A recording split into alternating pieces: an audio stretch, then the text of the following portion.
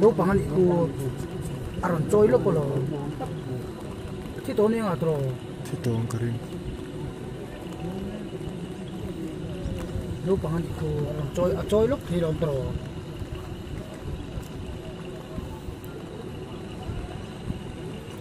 lúc thì đâu bằng anh cô cái sập bạt thì khăn nhưng mà sập bạt là chỗ nào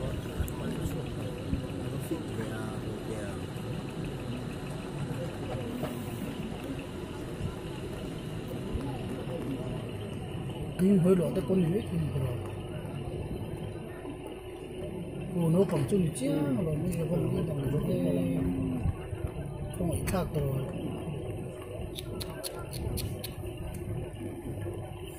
phun độc nó rồi mà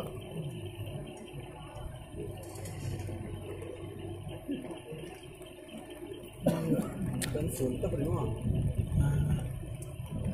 không phải sao vẫn tí nên tôi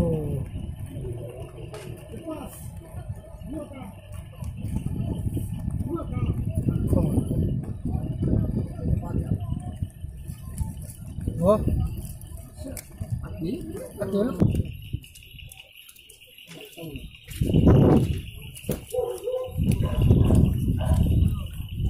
không làm gì sao biết mà được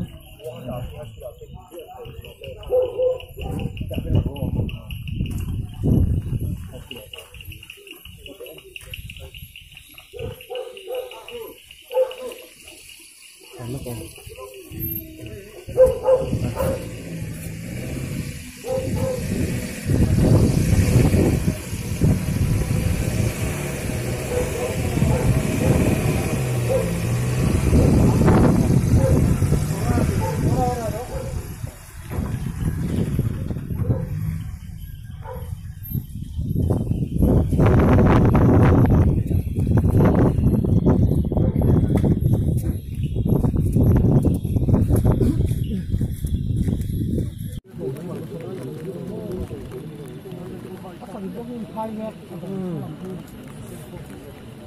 cho cái ổi nó để dưới thì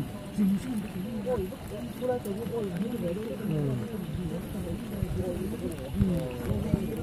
đây nếu gì nó mất thì nó lấy con heo ra con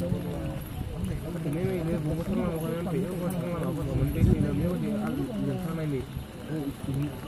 theo bằng hồn nha chúng sẽ về là con chỉ nên này thua thêm cho con thảo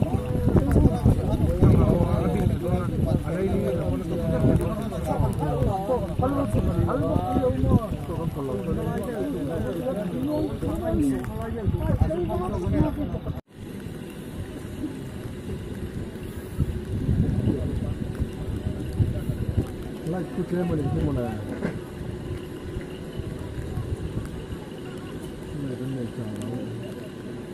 này nó là hai cụ thì xin lỗi mình ớt thì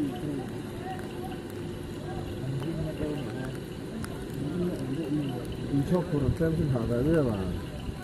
thả về đấy mà còn lâu đâu